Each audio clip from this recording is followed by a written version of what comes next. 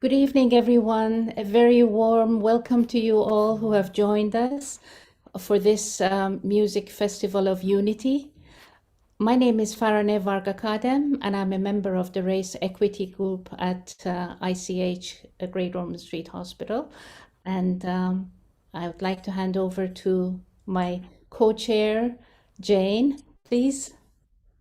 Oh, hello, everybody, and very warm welcome. I'm Jane Simmonds, and I'm also a member of the Race Equity Group at UCL, at the Great Ormond Street Institute of Child Health. And just to say that this evening, how the running is going to occur is, firstly, Faraneh is going to talk to us a little bit about the beginnings of music, and then we're going to take you through with 7 wonderful performers who are either staff or students or friends of the hospital. And you'll be able to post questions and comments through the live YouTube stream. So back to you, Faraneh. Thank you very much. So I wanted to start off by sharing my screen because I'm going to show you a few slides as to how we started thinking about this festival that we have put together. I hope that you can see my slides. Can you see that? You can. Okay, that's good because I can't see it myself. The idea of having a music festival of unity first started because we wanted to start the year off on a high note with a theme that would bring everyone together and would cut across all the divisions and the barriers that stop us from communicating with one another. And we thought that music was probably the best way to do that. So unfortunately, I can't see my slides, so I don't know what you are seeing. We can see the slide with the running order on, Faraneh. The problem is that I can't see it, so I don't know which one I should be addressing. Do you want to move them on? There you go. How did music evolve is where we are now. Yes, thank you very much. So I thought that maybe the first thought that comes to mind is, if we look back, we can ask ourselves the question of how did music actually arrive in our species, and is it unique to us? And I have to say that the evidence shows that in fact music, producing music, composing music, is something that is peculiar to our species. Some would say that, well, what about birdsong? Or what about words and singing? Well, singing, of course, is something that is unique to humans, but what I wanted to mention is that music is different from words, and it's also different from birdsong in that it represents the unique consciousness of each individual. But once it's actually produced, each individual who hears it or listens to it is able to map onto it and enjoy the message that's contained within that music. So it's something that is very much a method of shared consciousness. And it's peculiar to our species because each individual generates it from within their own consciousness and experience and emotions. In the next slide, if we can progress that. Okay, good. So we can also ask the question of when exactly did musical instruments start so that we could communicate our individual feelings via the music that we produce. This apparently is the oldest musical instrument in the world, and it's called the Neanderthal flute. It was discovered in a cave in Slovenia, and it's made up of the femur bone of a cave bear, and it dates back to 60,000 years ago. So obviously musical instruments and music production has a long history. Probably it even predates this flute, but we didn't know what the origins of it were. But we know that it's been a long-standing history. And another word about the magic that music plays in our lives.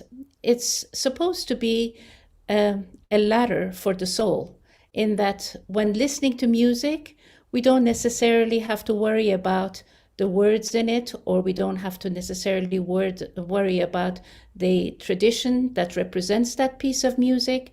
But what it does when we listen to it is that it elevates our souls, it elevates our spirit, and it creates a sense of joy that we can share with others. So with that in mind, I hope that you will enjoy the program that we have put together for you. And as Jane says, you're going to be listening to wonderful performers. And we look forward to your feedback as to how you enjoy the evening's events. So welcome to everybody, and let's get started.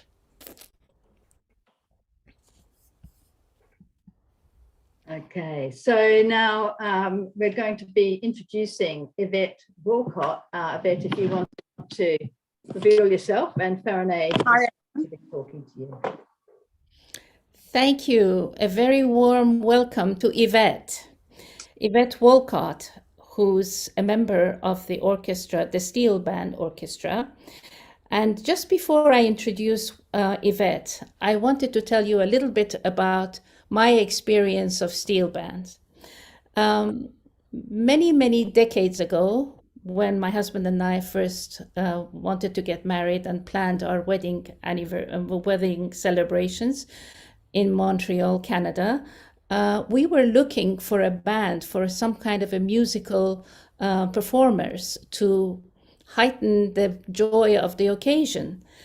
And no matter where we looked, we could not find anybody for that particular date when our wedding was going to be held. So finally, at the last hour, we contacted someone and they recommended a steel band. Now, we got married many decades ago, and at that time, steel bands were not very well known.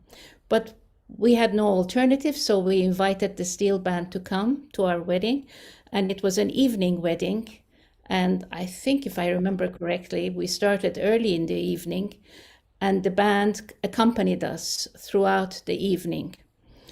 The problem was that they were so successful in bringing joy to the audience that our guests did not leave until 4:30 in the morning, when we were absolutely exhausted and really desperate to close the evening, but everybody was still dancing.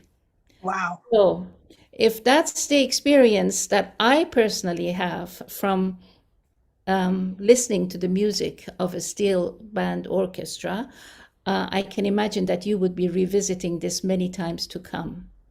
So a few words about Yvette, whom I'm going to introduce to you. Yvette is a graduate graduate in the MSc Child and Adolescent Health Program and a member of the Melodians Steel Orchestra, which is a South London-based group formed in 1987. Yvette played pan as a child at school in Guyana, but joined the Steel Orchestra in London in 2008. The orchestra was formed in 1987 by Terry Nowell, MBE, and is a registered charity providing opportunities for people from various social and racial backgrounds to develop their musical skills. The orchestra has performed at various settings, including festivals, royal events, and Christmas concerts at the Royal Albert Hall in London.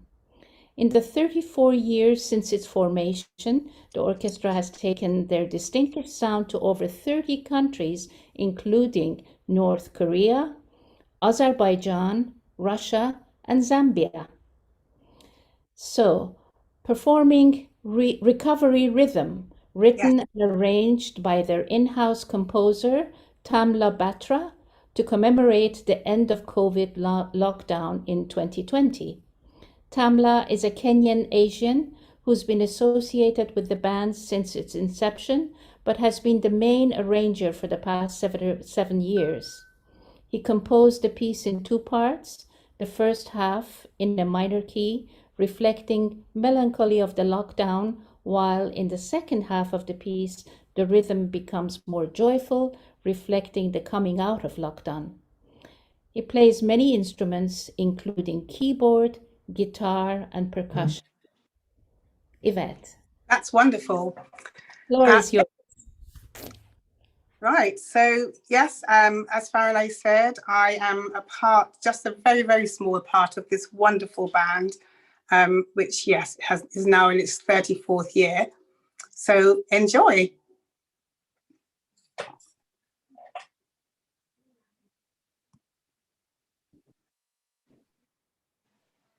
I think, here you go.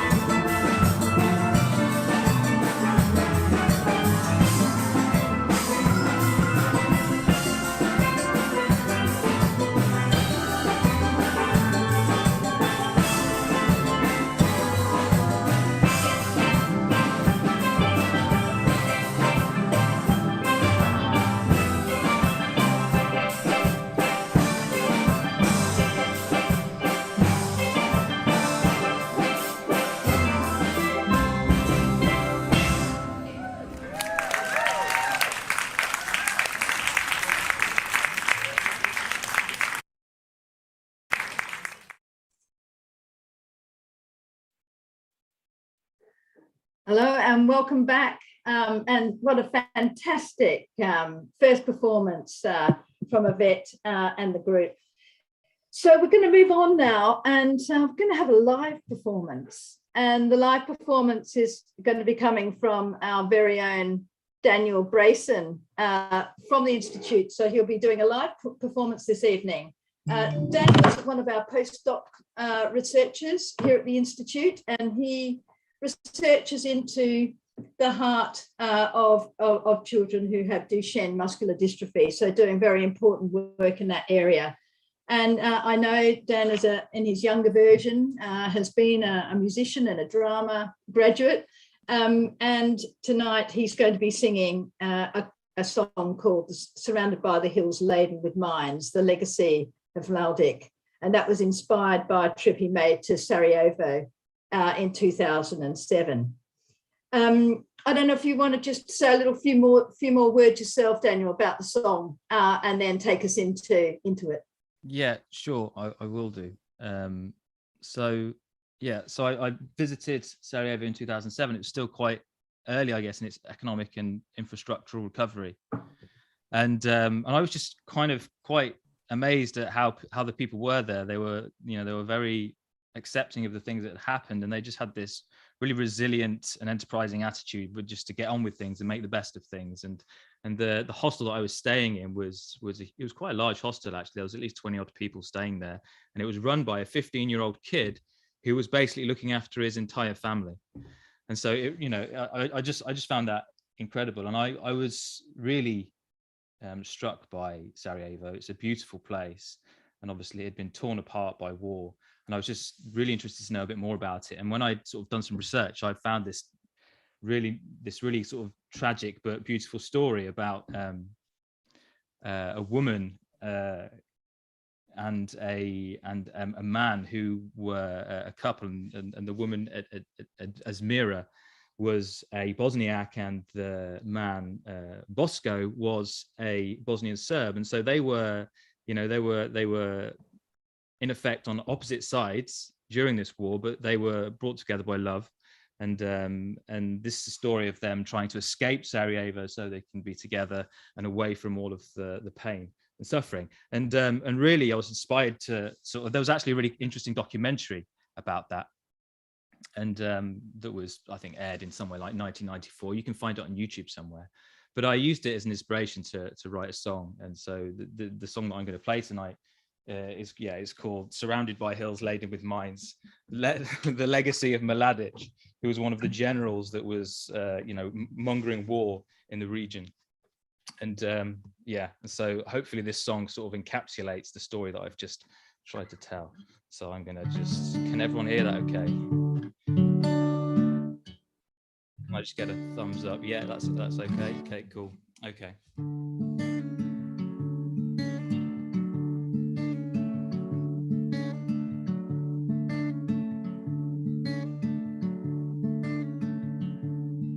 They're falling about themselves, confused by the love they felt. They're calling out, eloping without a sound, pursued by her father's court. They hide where they may not be sought. He'll wrap his arms around and sing her a lullaby.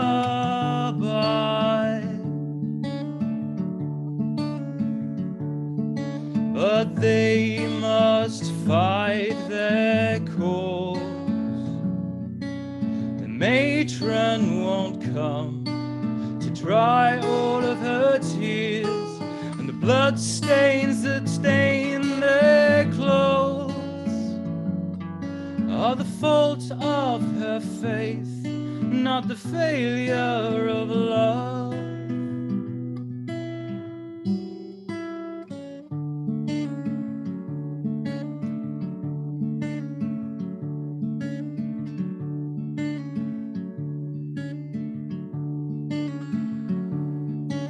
they can't just forget their past. They move through these hills so fast, and we all stand up for them until we are forced to stand down.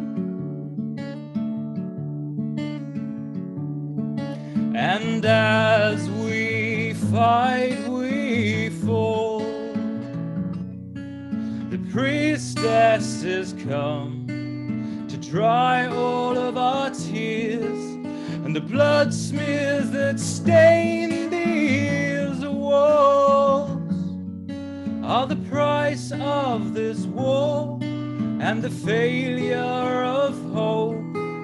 And they can't forget their past.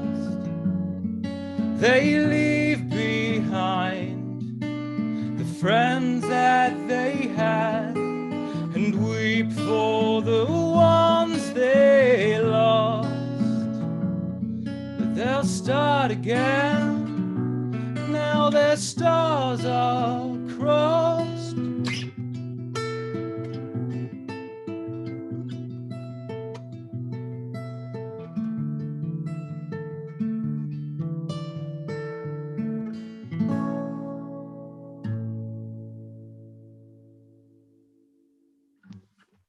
Fabulous. Thank you so much, Daniel. Very moving and a beautiful piece. Faraneh, we'll move back to you now.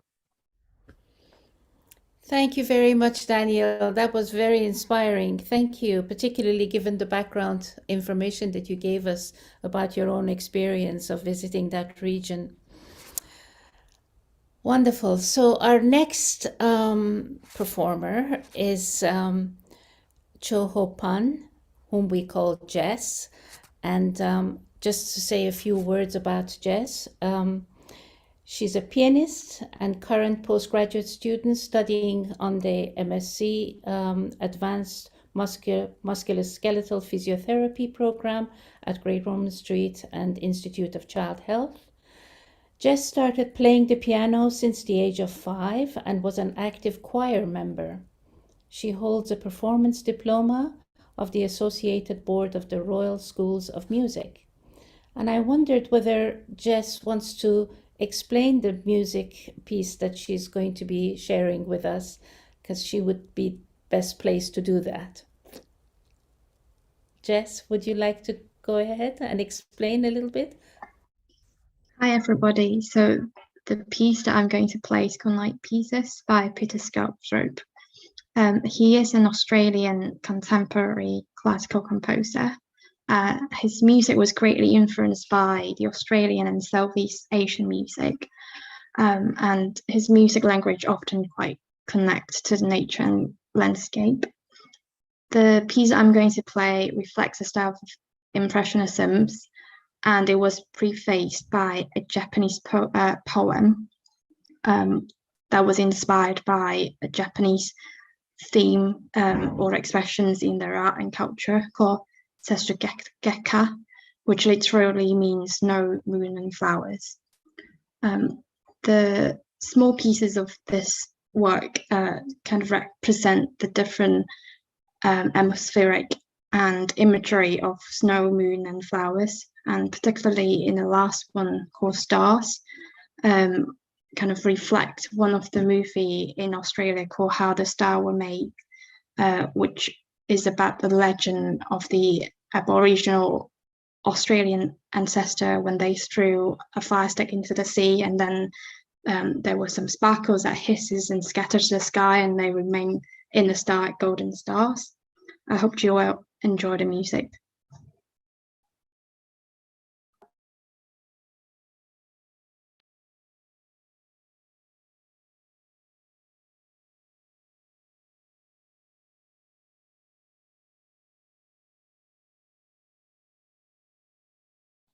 Sorry, 1 second, everybody.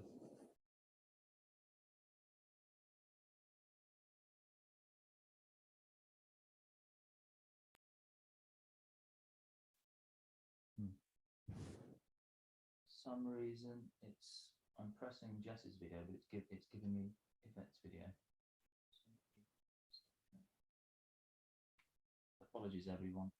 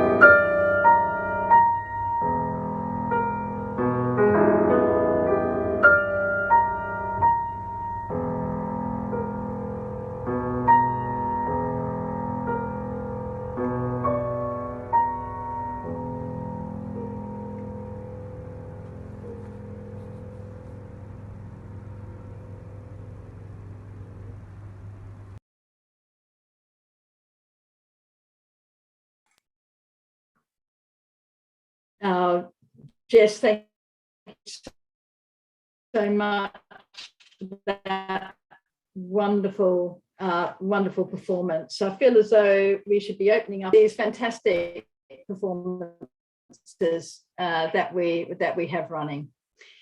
Daniel, I think so.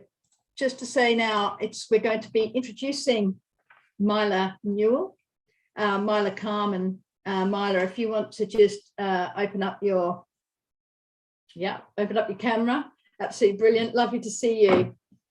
So to everyone, Myla Newell, Myla Carmen, also known as Tiny, is a solo artist based in West London. And Myla's been focusing on singing, piano and guitar. And Myla's been writing songs from a very early age. I have a particularly special relationship with Myla because she's the daughter of a great friend of mine. And Myla, I'm going to ask you to tell us a little bit about how you're connected to the Great Ormond Street Hospital and a little bit about the performance that we're going to be seeing today and how that came about. So I'm connected with Great Ormond Street as that's where I was treated for leukemia when I was really young. So I started treatment when I was 4 and finished when I was 7. So that's how I'm connected with GOSICH. And yeah, I know Jane through my mom. They're very close friends. So she got me to come and do this.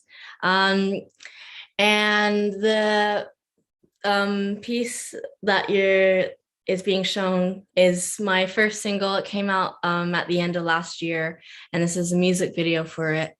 So it's called Another Day, Another You, and I write under the name of Tiny. That's what I release under. And it's basically, it's evolved over the years because I started writing it when I was about 15, 16. And it came about from, I think, just in general, people who treat you not as well as they should, like they take you for granted. And I sort of went with that idea, that general idea, and then carried on writing it. That must be about 2-3 years ago now. I sort of picked it up again, started writing it again, sort of refreshed it. And now it's sort of how being a creative person, a lot of people obviously see it as a blessing, but it can also be a curse because you're constantly thinking of new things. And sometimes it's just like, they just keep coming, like the thoughts just keep coming, and you have to keep writing them down. And sometimes it can feel quite draining. So that's sort of the general idea of the piece. It can be sort of this creativity. As much as like I love being creative, it can be also quite a drain if you feel like you get sort of so stuck up in it, so then you don't find the time to like take a break from it. So that's the sort of idea behind it. I have a lot of influences behind the music video. So Kate Bush is a big influence in the music video. And I want to say Alanis Morissette and Tori Amos also sort of were influences in the style of the music. Yeah, I hope you.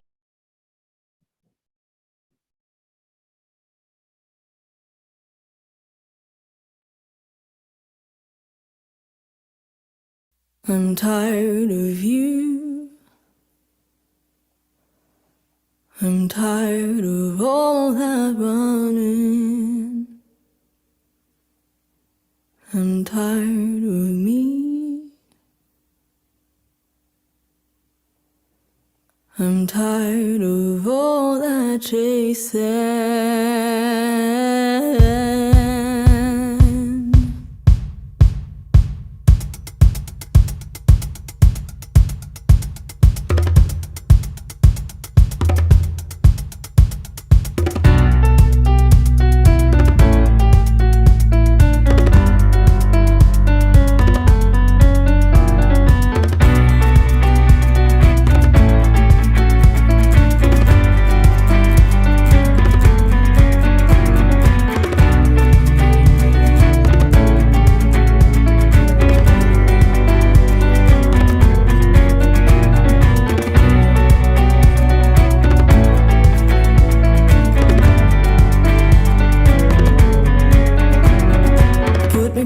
together with the affection of a doll. I have 1,000 hearts, but the key it took its toll of affection, of affection. My mouth is dry from the caress of ecstasy, maybe, that drove you away into the fields of fictional empathy, toes of affection, of affection. I'm tired of you, I'm tired of all that run, and I'm tired of me, I'm tired of all that chasing.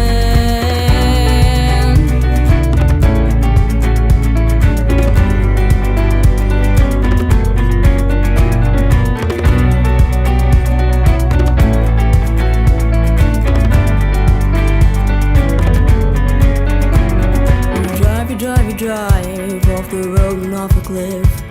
You never see the abyss that bounds right up to you, toes of reality, of reality. I'm sorry, my dear, but my mind's not clear from the echoes of your hollow sympathy. It drowns me out to another restless day. Another restless day.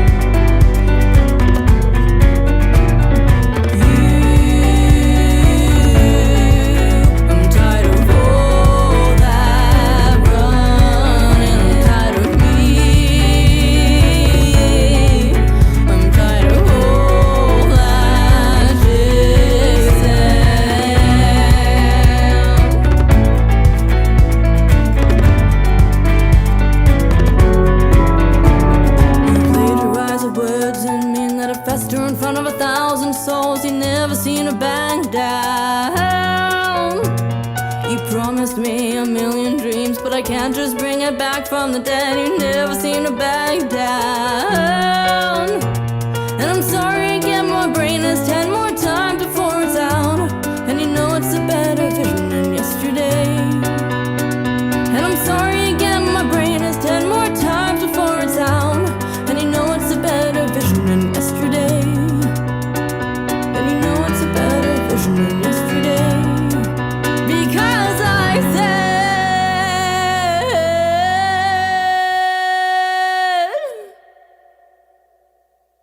I'm tired of you, I'm tired of all that running, I'm tired of me, I'm tired of all that chase. I'm tired of you.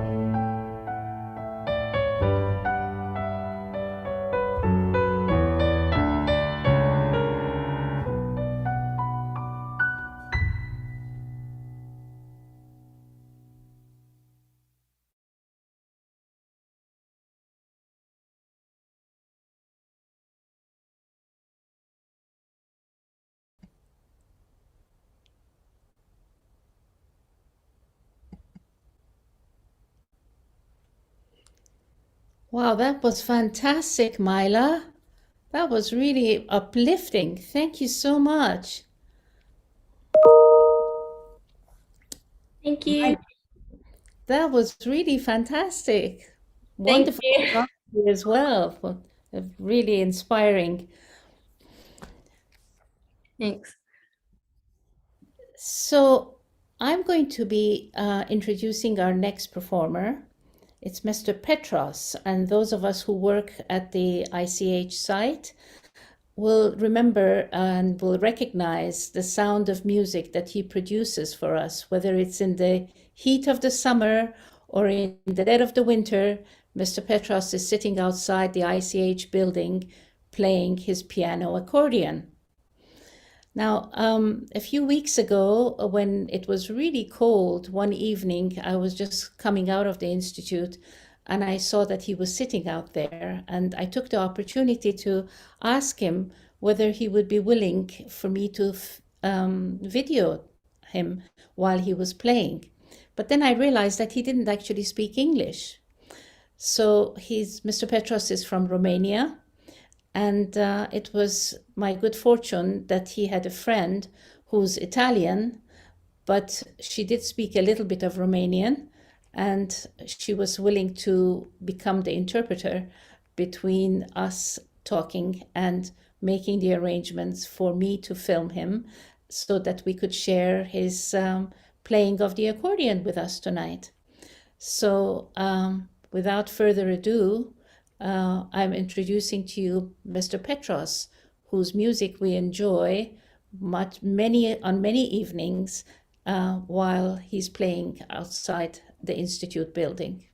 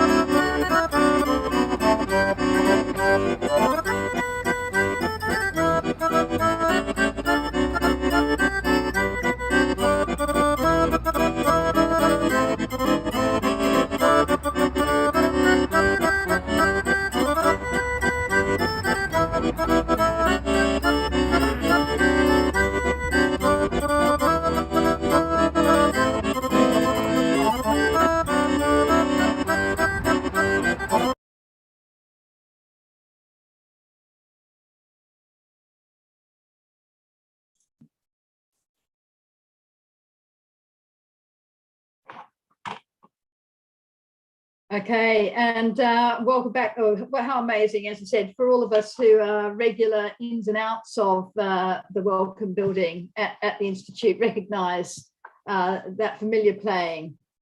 So wonderful to have the street musicians contributing to this evening. Now we're going to take a little sidestep now, and we're going to be hearing from Warren Cummings. And Warren is an aspiring actor, and he's also studied musical theatre at the Brit School. And he creates music and spoken word as a hobby, and he also performs locally. Warren, would you like to switch on your camera? And we're going to give a very warm welcome to you. I think you're there. I can see you in the background. Or else perhaps Yvette could come in and talk a little bit more about Warren. Oh no, here he is. If you want to unmute, thanks, Warren. Hello. Hi, can you hear me? Yeah, we can hear you. Warren, You're right. see you. Hi, how are you doing? We're doing really well. Warren, do you want to tell us a little bit what your connection is to the group this evening? Oh yeah, well my auntie plays a steel pans in the group. Auntie Yvette, shout out Yvette, come on, killing it earlier. So there she is. Hello. There she is. Oh, and she's gone. Oh, and she's back again. And she's back again. Okay. A really warm welcome to Warren, who has written this piece especially for this evening's event. So this is Musical Unity. If we can play that now. Thanks very much. Cool.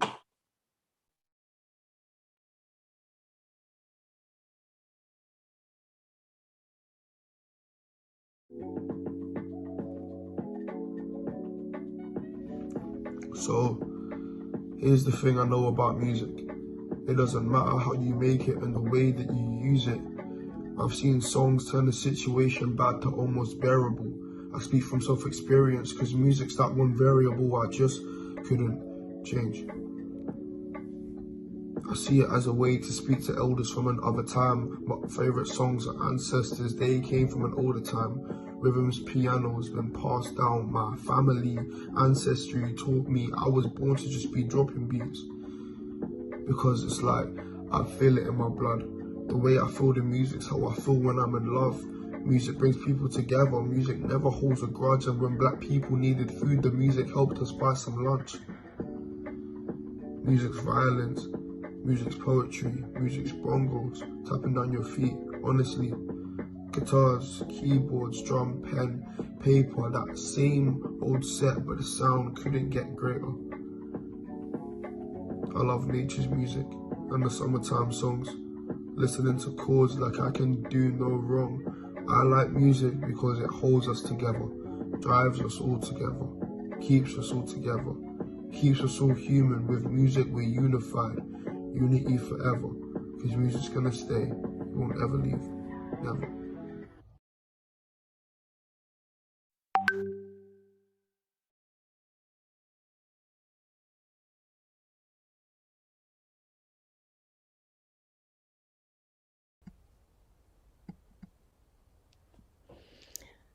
Thank you very much, Warren.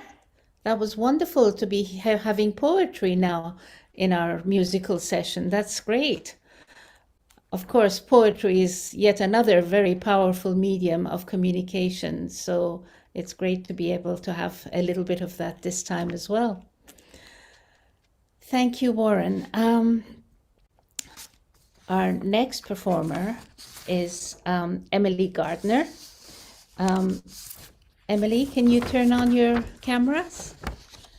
Yep, here I am. There you are. Thank you very much. Emily, just by way of introduction, I say a few words, and then perhaps, Emily, you can explain the piece that you're going to be playing yourself.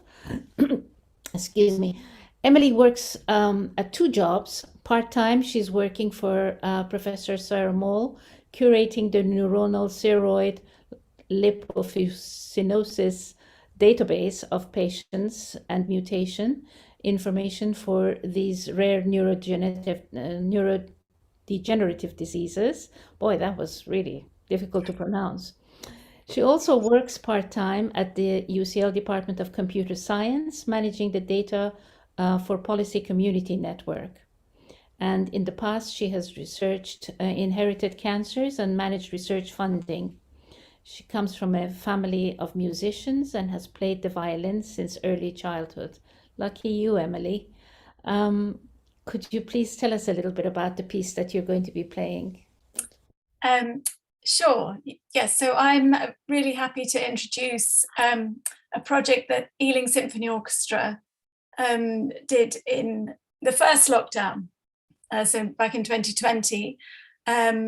Obviously, we weren't able to meet make music together physically, but thanks to some very gifted people who knew what they were doing with sort of music technology, we managed to record ourselves playing single parts of this wonderful piece, Elgar's Pomp and Circumstance March No. 4. And then they were all stitched together as one virtual performance. And so we chose the piece because it's a march, so it has good rhythm, but then it has a really wonderful main tune to it. And we were really, really delighted with the result, and I hope that you will enjoy watching it. Thank you very much.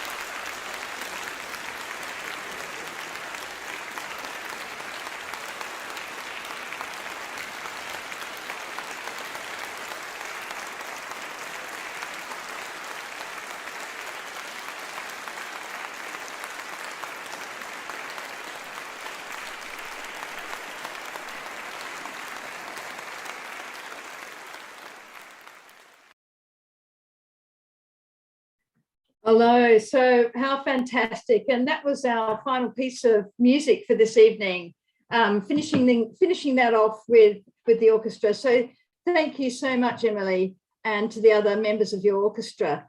I'd like to invite everybody now to open up their cameras, all of our performers and also Faraneh, because we're just going to bring up some questions and some comments and have a little bit of a discussion here around the music that we've been hearing this evening. And one of the things, Emily, that's come up is, to understand a little bit more about the technical side.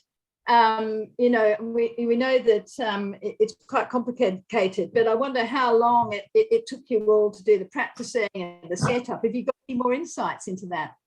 Well, yeah. So what happened was that we're very fortunate that maybe because of the West London location, there are quite a number of people who work in broadcasting and television who know all these things. And so we had a click track that was provided for all of us to listen to as we were playing along. There was also a sort of there was some way that they I think we had to do a clap or something. We had to count to 20 and do a clap so that they could synchronize the start of the music. My memory is failing me a little bit because it was nearly 2 years ago now we were doing it. But yes, so we recorded individual videos, and then someone took them away and did the magic with them, basically, as far as I'm concerned. Put everything together. Yeah. And were you using just your home recording setup? Yeah, absolutely. So I actually found, I tried various things, and I've got an SLR camera, and in the end I used that. But I think people recorded on phones and all sorts. And so that music is actually, it's fairly simple. So, and I've played it a number of times when I was in youth orchestra when I was younger. So I didn't need to do too much practice to play that, but I probably did a couple of takes. And I also played, there are 2 violin parts in an orchestra, so I also recorded both violin parts. You might have spotted me more than once on the screen collage. And the whole thing, from dreaming it up to having that finished result was, I suppose it was probably 6 or 7 weeks. It really wasn't that long. Yeah, an extraordinary feat. And I think during that really challenging time for everyone in that lockdown, that desire to come together absolutely and make music is so strong there. And I think a lot of the performers here tonight were working in that time. So thanks so much for sharing that. And we've got some more questions that are coming in. I've got a question for Dan. Dan, during the lockdown, have you been inspired to be writing some more? And we might perhaps move that along to Myla as well, and ask her whether she's been inspired through the pandemic. Very good question, Jane. Thank you. I just realised that I spoke to a documentary earlier that I never gave the name to, which I think would have been quite pertinent, and also it would give people a chance to go and find it. It's called Romeo and Juliet in Sarajevo. So if anyone has the urge to go and watch that, then I would suggest that you do. It's very old, and it's in the Boxy Square, but it's a really interesting watch. Now, for Jane's question, yes, I have been inspired to write some new music during the pandemic, and actually, like the I guess writing music or playing music for me kind of sort of wound down over the last few years as my responsibilities at work became more and more.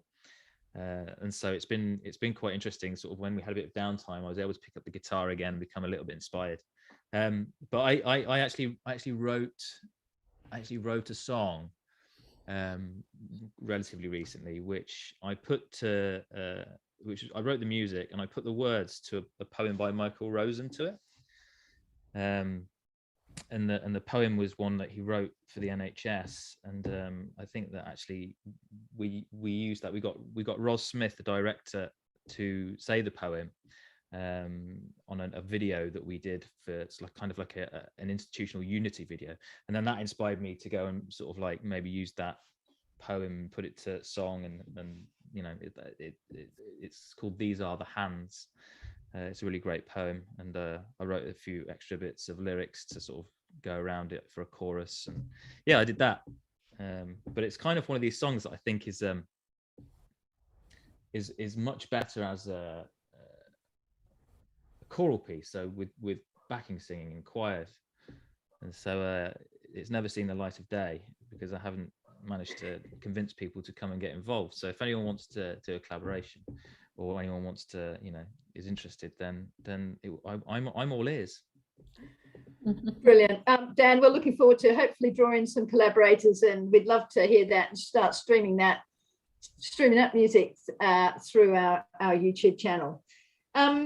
Okay, so you know, other question really to Myla. Myla, you're a singer-songwriter. I know you've recently graduated from Performing Arts College, and you're going professional now. Tell us a bit about your first professional work, and what you're planning now for the next bit of time. So yeah, I just graduated last year summer, and my first professional job was at Greenwich Theatre, Greenwich Theatre's Panto. So I played Princess of Diamonds and the Queen of Hearts, which was tons of fun, a lot of work, especially the 10 a.m. shows for the school kids, but was worth it, as they're so involved and like really loved it. So it was great. And yeah, like right now I'm just auditioning for my next job, and in the meantime I'm still writing. I think my main focus right now is just like musical theater, but I'm doing like my writing and stuff on the side, and luckily I've been able to, with the Panto job, I was able to get new equipment and stuff, so I'll be able to record at home, which is great. And yeah, hopefully my aim this year is to maybe have another single out, and hopefully in the future an EP, and so on and so forth. So yeah. Well, we'll wish you all the best, Myla, and we'll be following you. And if you want to put your link out in our chat, we'll put that through the YouTube channel. Now I'm going to move across to Jessica now. Jess, you have been, I know, because I'm a physiotherapist, and you're a physiotherapy student in our program, and watching you play tonight, it made me think about the importance of hands in our therapy. We use our hands, you know, as therapists, such an important part, and your hands were just magnificent, really beautiful and very expressive. But I wonder for you, was there a decision about whether you'd become a professional musician, or was it always that music was going to be an important part? And how are you using music alongside your work and studies?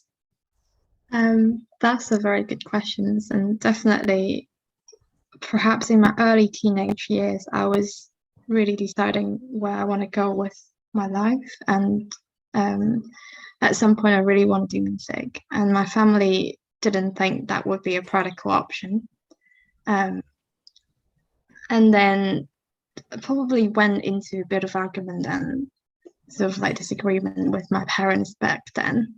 But then later I realized how important it is to be like a healthcare professional, because that can help people. But I still trying to maintain music life behind the faces of me being a student, or like working in hospital, or being a physiotherapist. And to me, music has been always been like what Faraneh said in the beginning, is like uplifting the soul, because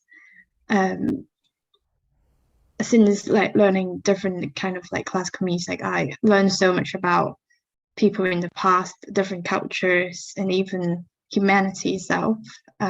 It's really put me into insight of learning different humans, people, emotions, and at the same time, it perhaps that is like a quality of myself when I see people suffering from conditions or health problems and issues.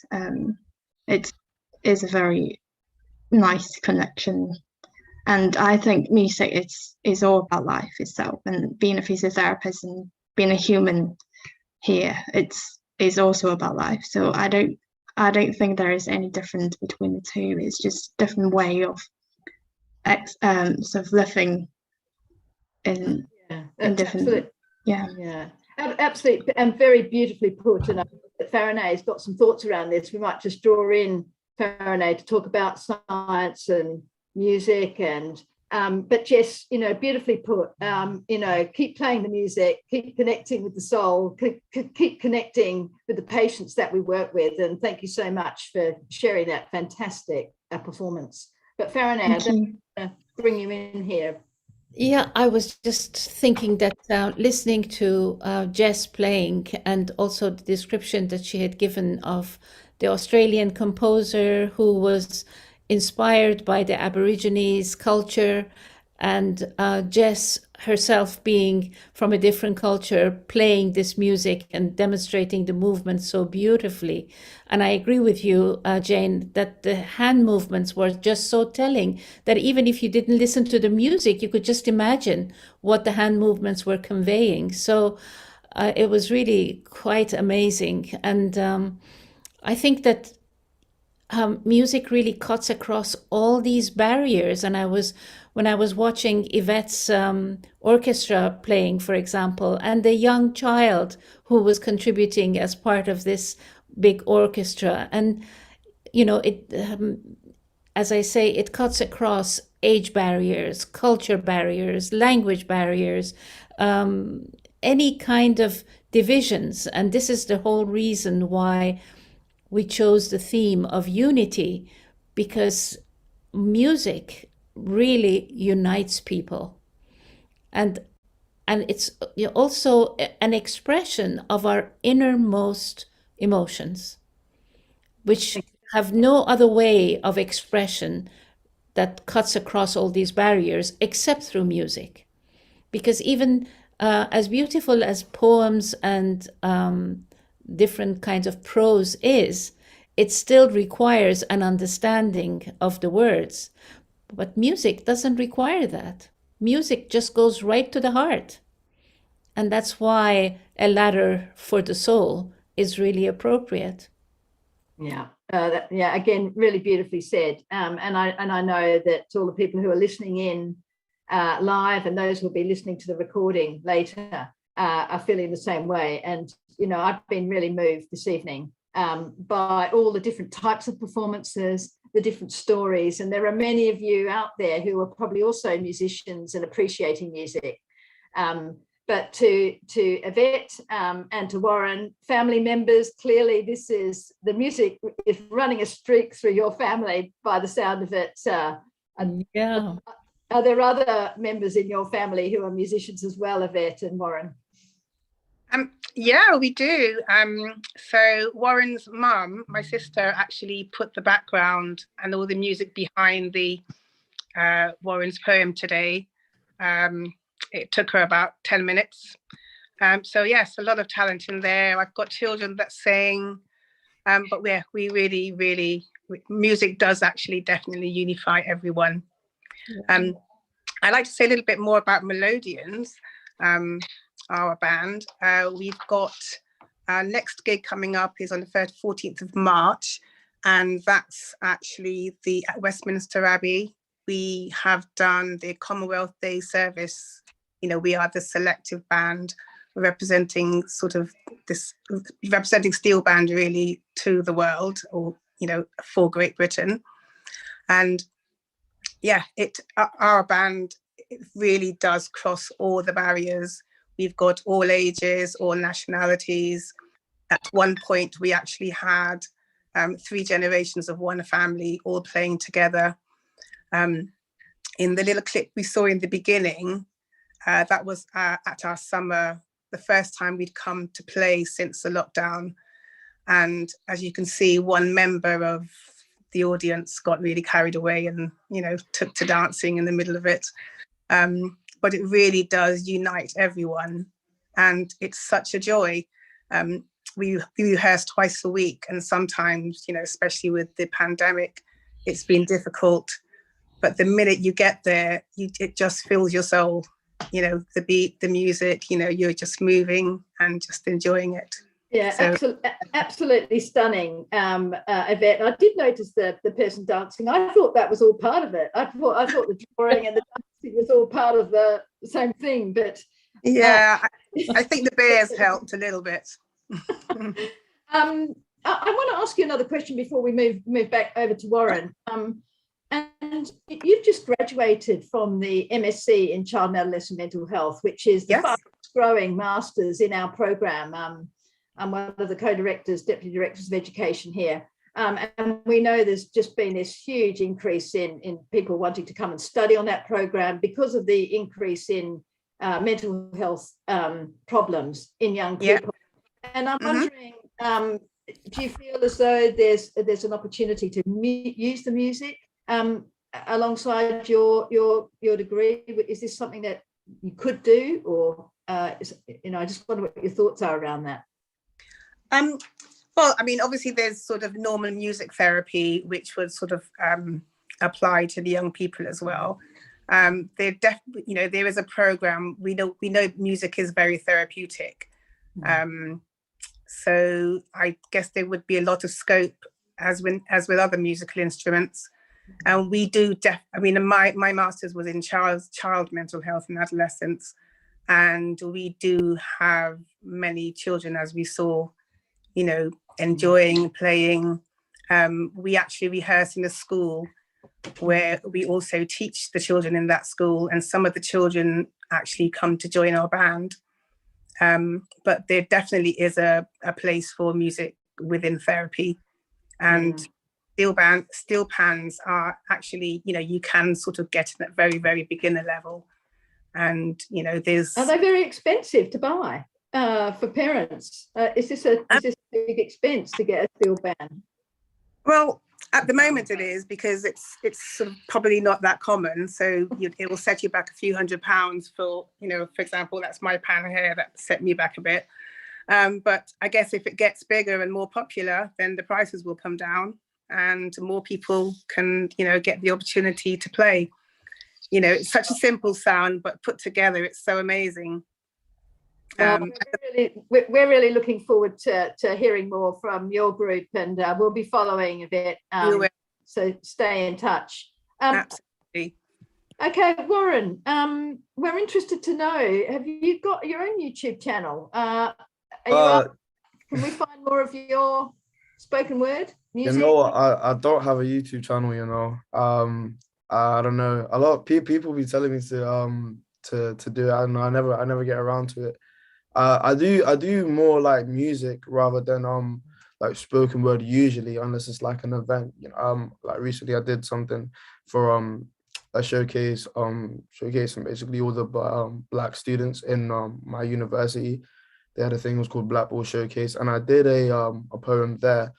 I'm pretty sure it'll be on Facebook somewhere. I don't know, maybe my auntie can share with you guys if she has a link or somewhere. It's been some family chat or something. But. Warren, we're really looking forward to hearing more from you.